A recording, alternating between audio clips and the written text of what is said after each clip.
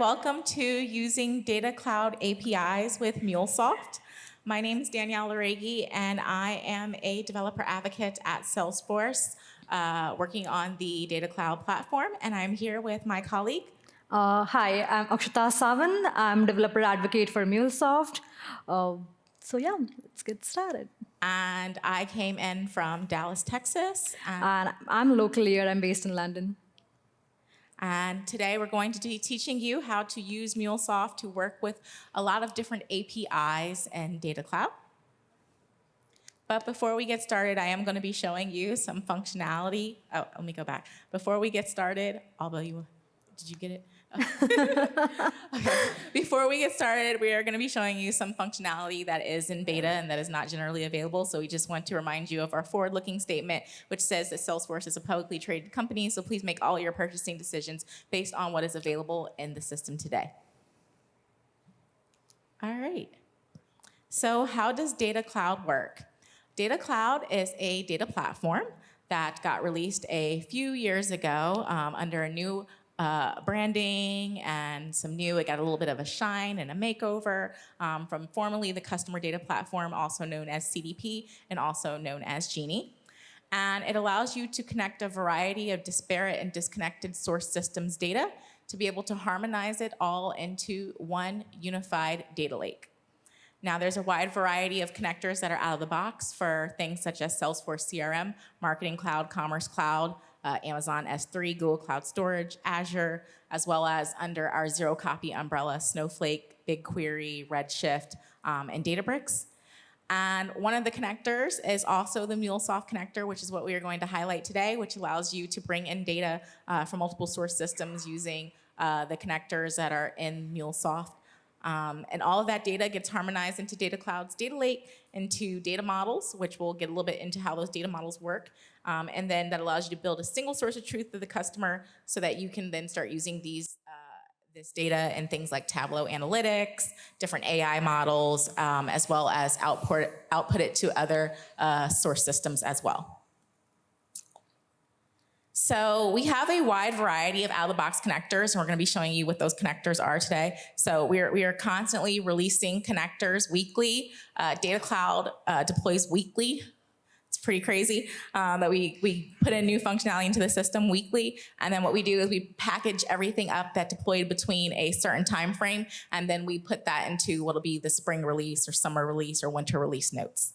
And then, as you know, Mulesoft also has a variety of connectors as well. And Akshata is going to tell you all about the power of Mulesoft, because she does that way better than me coming up in the presentation. But one of the questions that I get a lot of the times is Mulesoft a substitute for Data Cloud? Because I see that Mulesoft has connectors and Data Cloud has connectors. It absolutely is not. Mulesoft is to be used as a integration tool, middleware tool, whereas Data Cloud is to be used as a data platform where you're storing information and data in about a customer.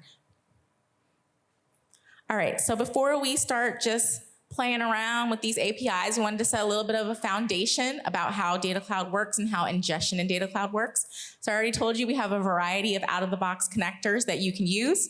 So the first thing you need to do in order to use one of these connectors is create a connection between Data Cloud and your source system. Now, after you create that connection between your source system and Data Cloud, then you need to create something called a data stream. And the data stream is how all of the data flows in from the external system into Data Cloud. Now that data will then get copied over into an initial table or container called a DLO or a data lake object, all right? Now from there, that data lake object will then be mapped to something called data model objects. Now, similar to how in Salesforce you have standard and custom objects like leads, opportunities, accounts, and contacts, we also have standard and custom data models as well that you can build to be able to fit your different business use cases. Now, what we're going to be demoing today is two different types of APIs. So Salesforce, if just in case one of those connectors that we have that are out of the box don't work, let's say you're bringing in some data that we don't already have a connector for, there's the ability to use something called the Ingestion API. And there are two types of APIs with the Ingestion API. The first is the Streaming Ingestion API, which is designed to use with things for smaller payloads. right, or smaller amounts of records. So here's all of the streaming ingestion API limits. We also have these on our help.salesforce.com, which is where I pulled this information from, which will tell you all about how to use the streaming ingestion API and some of these limits. And then the other API that we will be demoing today with Mulesoft is the bulk ingestion API, which is designed for larger payloads, larger loads, larger deletions, and larger requests. So streaming it has a lower latency with the streaming API, but it's going to take in smaller payloads. The ingestion API has a little bit of a longer latency, but it's designed for larger payloads. And here are some of the limits for the ingestion API. Okay. Thanks. So with this, we have seen the capabilities of Data Cloud and how Data Cloud actually harmonizes like a lot of data, and then you have a larger capacity. But now we are going to see like how it works better with Mulesoft. Before getting there, I'm sure some of you must have already used Mulesoft. And any idea what is Mulesoft, or anyone who has actually used Mulesoft or is using Mulesoft in their project currently? Okay, there's just one. So let me give you an introduction, like what Mulesoft actually does. Some of you must have heard about it as a middleware integration tool or as an iPaaS tool. Yeah, that's true. It has a lot to provide when it comes to integration ecosystem. But I think there's more to it when it comes under integration ecosystem. So you can actually manage the entire API lifecycle. You can connect different end systems, legacy systems as well with Mulesoft. There are several connectors. You can build automations with Flow, RPA, IDP, and there's so much new coming in. You can also integrate with Copilot Action. That's a different topic altogether. So yeah, you can actually connect with anything, anywhere, no matter where it's hosted. So with Data Cloud, how are we going to leverage the capabilities of Mulesoft or the Mulesoft APIs? That we are going to see today with different use cases. To be particular, I have 5 different use cases. Like we have 5 different use cases that are listed down. So we'll see how it goes. But before that, I'm going to show you the prerequisites. Yeah. So moving on to the next slide. Yeah, I'll just show them the prerequisites real quick. So we wanted to make sure before we started doing this was to show you the prerequisites on what is required to get this set up. So here is Data Cloud, and you might be thinking, this looks a lot like Salesforce, and that's because Data Cloud is hosted in Salesforce. So you need a hub or home Salesforce org in order to access Data Cloud, and it's turned on in your Salesforce org or access like you would access any other app. Sorry, just a little bit of latency here, so just gonna refresh the page. So you see here, we have our sales app. Yeah, and there's some sales apps in here, and then we have some service apps. Well, we also have a Data Cloud app as well. And so that's how you would access Data Cloud. Has anyone ever seen Data Cloud, heard of Data Cloud, worked with Data Cloud? Okay, yay, that's good. More than Mule, I'm sorry. More than Mule. And you access Data Cloud. It has its own setup, actually. So here under the gear icon, where you would normally go to for your Salesforce traditional setup, you go here for Data Cloud setup. And here is where you would create your ingestion API connector. So you would click Ingestion API, and then you would create your connector, and then what you would do is you would create your connector, and then you would upload your YAML file here. And I'm going to show you one where we already have that uploaded.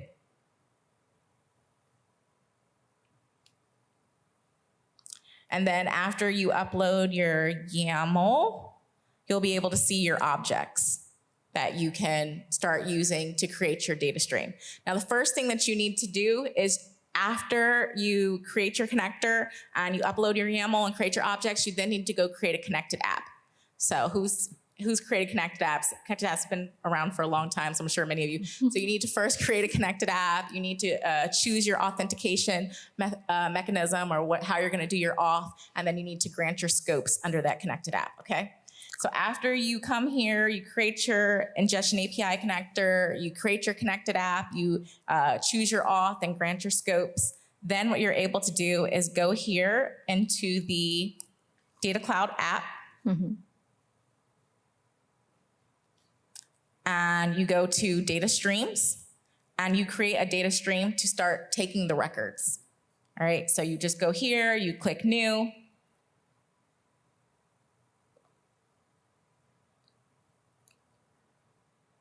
and you would choose Ingestion API, and then the connectors that you're not already ingesting data from would be available here. So here you would see all the connectors as well as the available objects that you haven't already created a data stream for. So it's really, really easy to create your data stream. And then from there, what will get created is your data lake object, which will be all ready for you to start getting your records in from. So this is what a sample data lake object looks like, has that _ DLL. So Data Cloud has its own naming convention. You know how Salesforce has its naming convention with _ C for a custom object or the object name for a standard object. Data Cloud also has its own naming convention as well.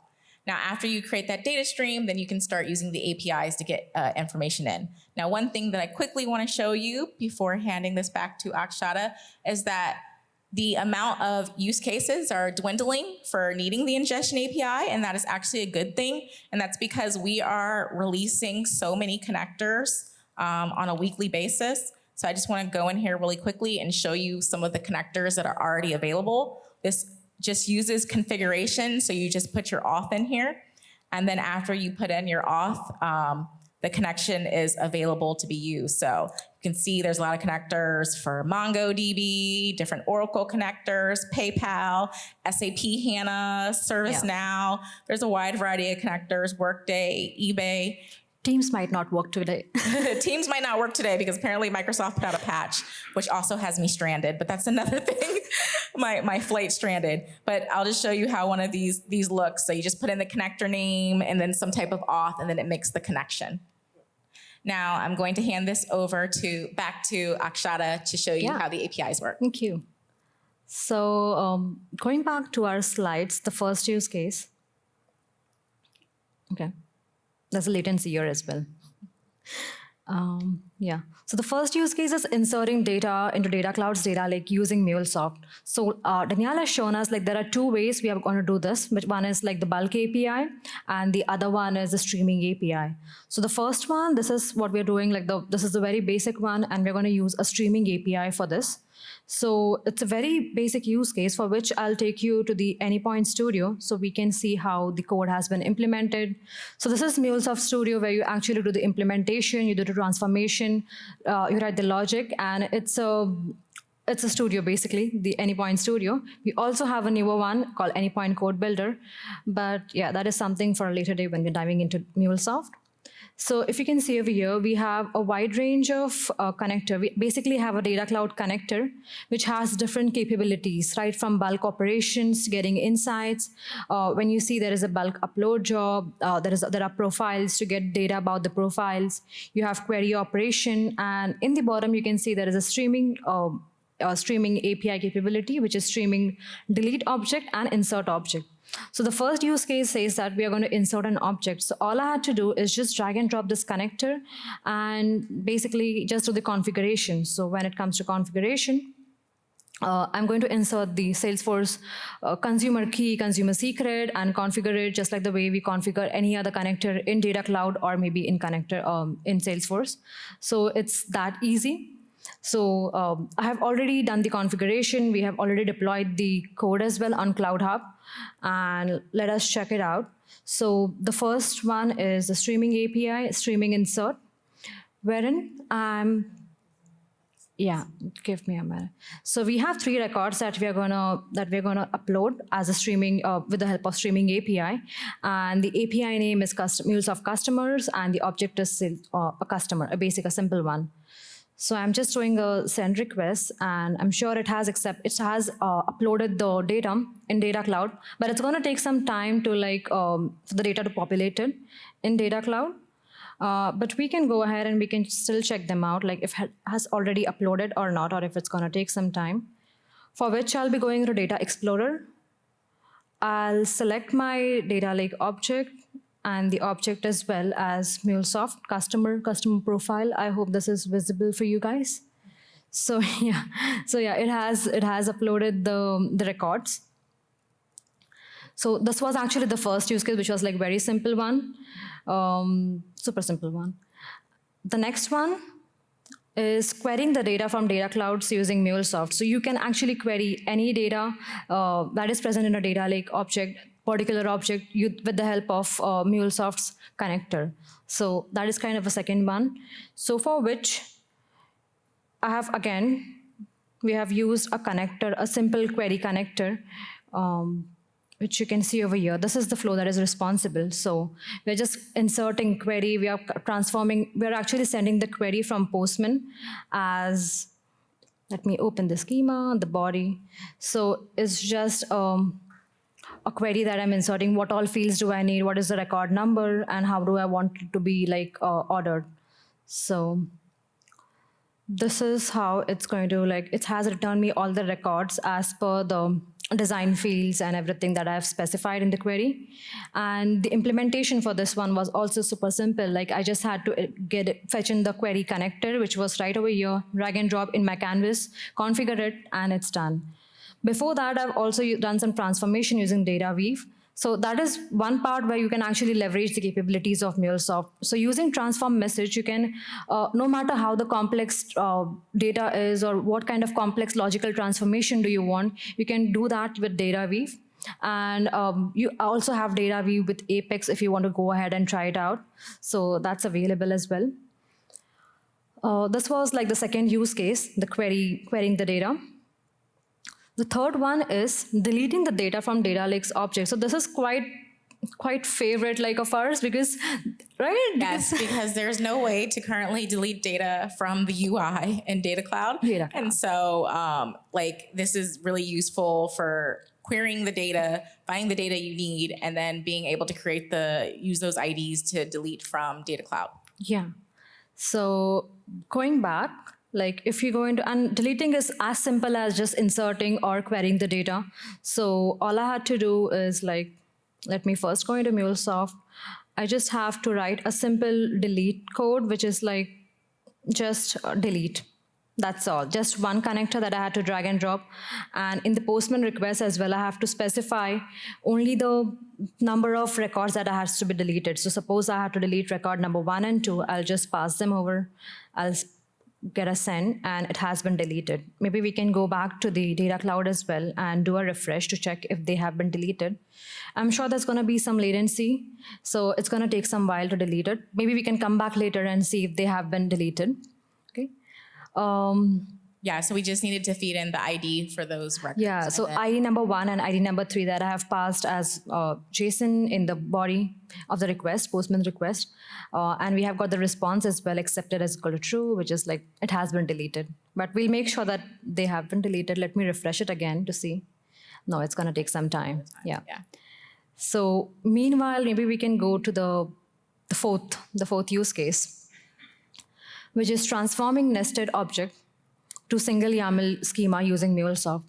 So while Danielle has shown us the schema, while she was the first step when she was showing us the prerequisite of creating the data object, right? Yes. So at that time, you have seen she had selected few fields, the values and stuff like that. So actually, Data Cloud accepts only single object YAML schema. For this, you can actually use online generators, online schema generators and all, but we are here leveraging the capabilities of Data Cloud, Dataweave, Mulesoft's Dataweave, using which we are doing a logical transformation. And if you pass a JSON object, it will transform into a single object YAML schema. So for that as well, we had to do some transformations using Dataweave, which is a scripting language, and that's all. But this is like kind of a utility function. I mean, you do not have to use it because you do have online generators, online schema generators for this purpose. But suppose if your project has a demand where you're doing some transformations, and I mean, why not just add a kind of a utility or maybe an endpoint, which will be easy for you in your project to generate those schemas. Yes, my coworkers always ask me, do I have an old YAML file that they can just update? They never want to generate a new one, yeah. From scratch. And so I just like send them an old one, or they can use this utility tool. Yeah. So the power of this app is that actually this app can be used by any one of you. So all you have to do is put in your authentication details for your Data Cloud org, and then any one of you could use this. We package this up as a jar, we upload it to GitHub, and you could just pull this app down. Yeah. And you could do all these requests yourself. Towards the end, we'll be actually sharing all the details, so maybe you guys can go ahead and try it on by yourself as well. Mm-hmm. So here we have a JSON schema, and I'm going to click on send. So this is actually giving me a single object YAML JSON file, which is like, it's already formatted. And this is a format that you can directly copy paste and use it in your Data Cloud while you're generating the data object. So for this as well, we have done some transformation in Mulesoft, which is like flattening and written some Dataweave code. Let me get this thing for you guys. Okay, let me maximize this one. Okay. So if you see, there is a of course, the Dataweave code, you can generate the Dataweave code. There is a Dataweave playground as well, using which you can play around how to generate a particular sequence. A simple example of using Dataweave is like, suppose if you have date of birth given and you want to identify the number of what is the age. So for that as well, you can use a Dataweave, or for converting from one format to another format. And yeah, this is the one that we have used to generate the schema. So that was our fourth use case. And let me reset the perspective because it's awful at the moment. Okay.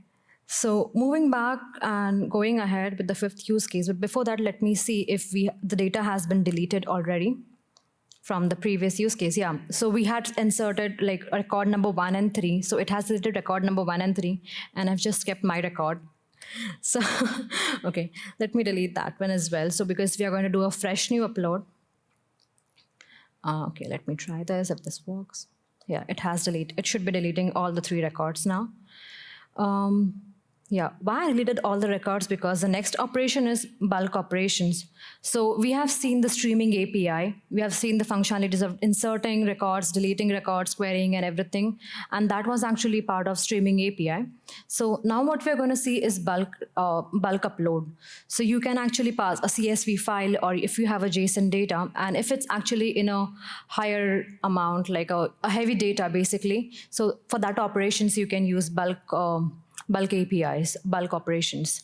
So when it comes to bulk operations as well, we have several connectors, okay? So let me pull them out together over here.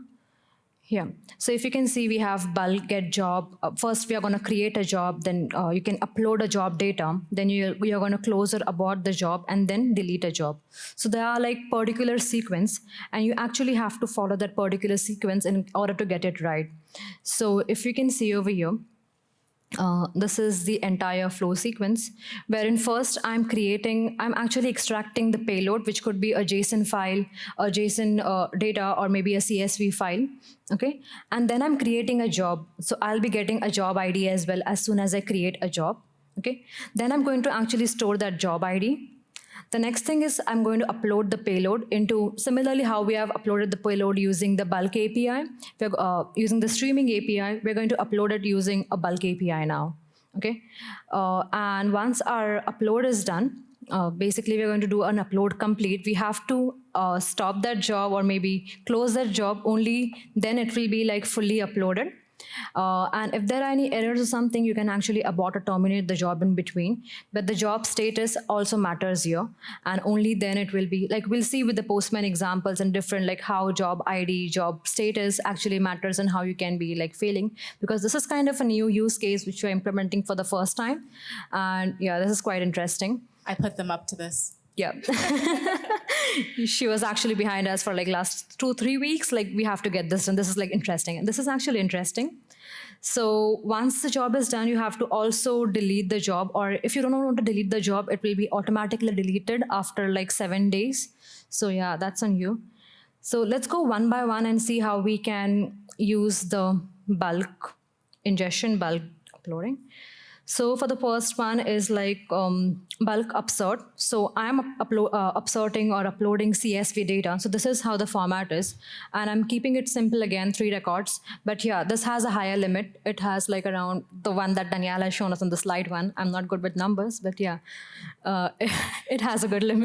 We don't have it committed to memory, but it was on the slide. Yeah. So let me do a upsert here.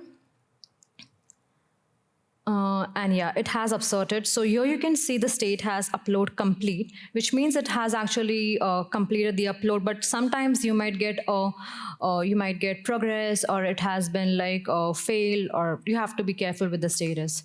And this is the ID that is actually important, the job ID, you can say, because this is the one using which you're going to fetch the information, the bulk information.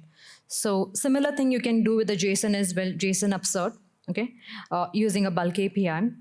And if you want to get information about that particular job, so you have to actually pass that job ID. So I'm going to replace the old ID with the new ID and going to do a send. So it will get me all the information about the job, the current job, and it has been uploaded. Okay. The next one is if you want to get a list of all the jobs, like whatever jobs you have already published, or maybe they are already in progress, that have already completed, you can get a list of all the jobs as well. So yeah, here are the list of all the jobs, and I think all of them, they are incomplete. So one of them is still in progress. Okay, so we'll see the twist about that as well. But yeah, this is the list of all the jobs that you get over here. And again, let me bring back to you the connectors. So we have several connectors for this thing. Okay, the window is hidden. And they are the same set of connector. You don't have to do anything extraordinary. You have to just configure them using the Salesforce consumer key, consumer secret, and then your Salesforce credentials. That's all. You need to be having a Data Cloud access for it. Yeah, and it's pretty much easy to like configure. Let me also show you the configuration here. Of course, we have mentioned all the steps in the resources that we'll be sharing with you. Yeah, so it's very simple. It's like just consumer key, secret, Salesforce username, password, and the audience URL. And that's all you need to configure in order to connect from Mulesoft to Data Cloud. Yeah, there's two different auths if you want. There is a JWT auth that you could use as well, but for simplicity, we just did a little auth with username and password for the demo. Follow best practices. Yeah. So then, sorry. The next one is deleting a particular job using the bulk API same. So I'm gonna pick a record which has already been like completed or which is like successful. So here in this record, we can see the job status is like complete, job complete, and that's the reason I'm picking this one, the job ID. So let me go into delete job. And if I paste this thing over here, it's actually going to delete the record. But let me go first, let me go back into the Data Cloud and see if the records were successfully uploaded here. Okay, we can't still see them. I think there's actually a good latency here. Yeah, there's a little bit more latency with the bulk API than the streaming ingestion API. The streaming API is really faster, but bulk has a good capacity. So they both have their own advantages, you can say. So once that is done, but I think they are still in the queue. They have already been uploaded, and we just have to. They're in the queue. So they're in the queue, and it actually works because we have tried this out. There it is. Yeah, there it is. So they have been uploaded here, and now I think the job status is going to be changed. It will be changed from progress to complete. No, it has not. Maybe it's going to take time for it to queue. But if you try to delete a job that is already in progress, it's going to give you an error. So let me try doing that before it's completed.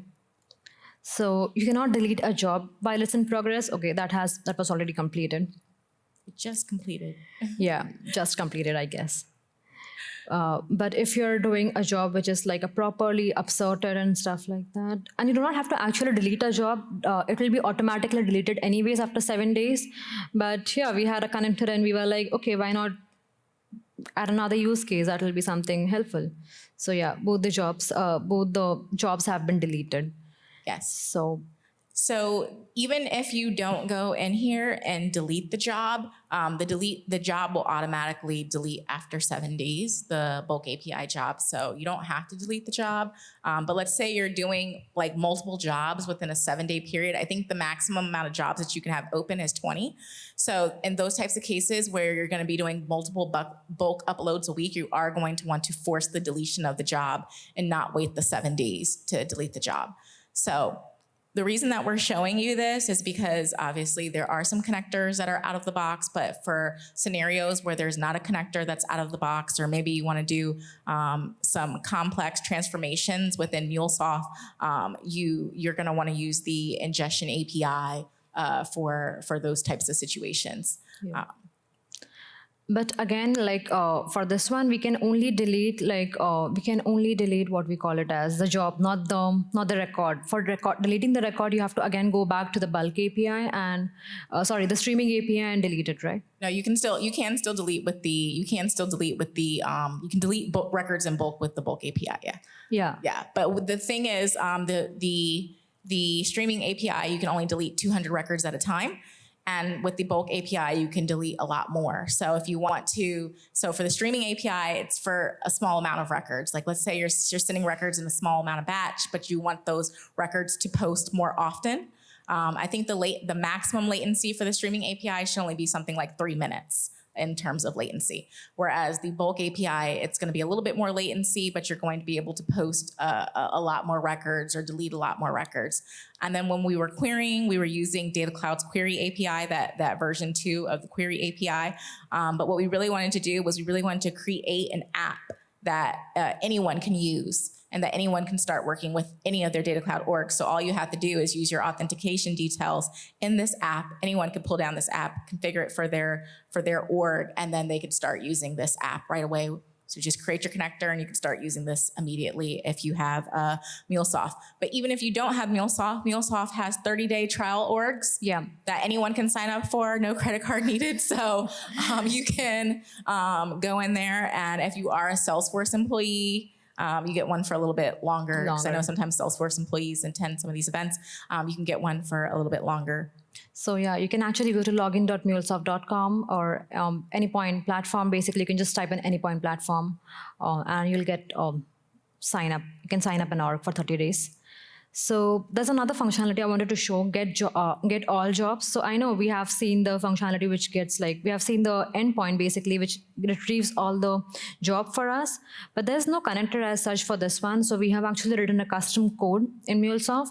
You have to get back the token from Salesforce, do some authentication. Basically what a connector is doing in the backend as under the hood, we have just designed a flow for it.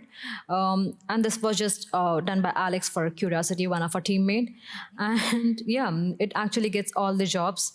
And we have done this using the HTTP request, hitting the Salesforce Data Cloud. So basically, similar to this, if you have any such other functionality on your mind, if you have a particular use case pertaining to your business use case, you can implement that as well using Mulesoft. So this was just an example. We do not have a connector for getting all the jobs, and we still achieved it with the help of custom code. You cannot say custom code. We are still dragging and dropping the other components of Mulesoft, the other connectors, the Data Cloud, the request component as such, and we have designed this flow. So similarly, you can achieve as well. Other than that, moving or taking it to the next level, you can further add security as well with Mulesoft. If your data is residing in some of the legacy systems, which could be basically anywhere, and if you're getting some incoming data, you want the data to be filtered. So basically, you can take an example like you have a bank system and you're getting some credit card information. You want the credit card information to be masked, and these things can be possible with the help of Mulesoft, wherein you're leveraging the security capabilities of Mulesoft to add some added security. I'm sure Data Cloud is secure, but I mean, this is something like to add on kind of thing. Yeah. The one thing that I just wanted to call out is with the streaming API, you don't have to create a job. So the streaming API, all you do is the auth, and then you just insert the records using the connector name and the object name. Now, with the bulk API, the reason why we're showing you how to create a job and how to check the job status is because it requires a job. Since the payload is so large, you have to create a job. Then after you create the job, you have to insert the data to that job. Now we streamlined that in the Mulesoft flow so that you wouldn't have to do, subsequent calls. We put that all into the flow where after you open the job, it automatically upserts the data into the job using the CSV. But the thing is, you can't immediately close the job because the job is in progress. So if you try to immediately close the job in the Mulesoft flow, it's going to throw you an error saying, hey, this job is in progress and still in the process of uploading, those 50,000 to 100,000 records. So you can't close the job while it's in progress. Yep. So that's why we're showing you how to get the job status so that you know when the job finishes. And also, let's say you have multiple jobs going on at a time. You don't want to keep sending, individual job IDs, right? You don't want to keep doing requests. Here's one job ID, here's a second. So that's why we created this custom Dataweave script where it just allows you to get all the jobs and all the job information so you can see where they're all at with one call. Yeah. And moving ahead, as promised, here are all the resources. Maybe you can just scan this code and you'll be directed to GitHub repository, which is managed by Alex Martinez. So our team made, and thanks to her because she is the one behind the source code for this. Because we all have been like actually playing around the entire Data Cloud, Mulesoft use cases, and came up with all of these things. So yeah, you get all the resources, repository, the jar over here. You can just go ahead and scan this thing out. And further, the stage is open for Q&A, or maybe that if there's anything else you want to add. Yeah, so recently, as of yesterday, Data Cloud sandboxes were released. So if you do have Data Cloud in your production org, they released in beta. So you can now start using Data Cloud sandboxes. Also, with that trial org, you can start trying this out if you have access to Data Cloud sandboxes in your org. And yes, a huge thank you to Alex because she did so much work, even though she's not here. She did so much work for this presentation. So thanks to Alex. Any questions? Yeah, the floor is open. Questions? Or else you can reach out to us later as well on LinkedIn or... Yes. Yeah, sure. I'll come down with the microphone. Hello, thank you for doing this demo. You just mentioned it now, Data Cloud Sandbox. Is it the customers will have limited to one sandbox or multiple sandboxes because there are different use cases? Depends on how many you want to pay for. That's the true answer. So you can have a Data Cloud sandbox in each one of your Salesforce sandboxes, but they will be at a cost. So any additional sandboxes what you want is a cost? Or even the first one? Even the first one is a cost, yes. Okay, good. All of them are a cost, I'm yes. on a Data Cloud project now. Yeah. Great question. And right now they're just in beta. They're not GA yet. Okay. All So right. we don't know what we can expect, yeah? Kind of. Kind of. Yeah, kind of.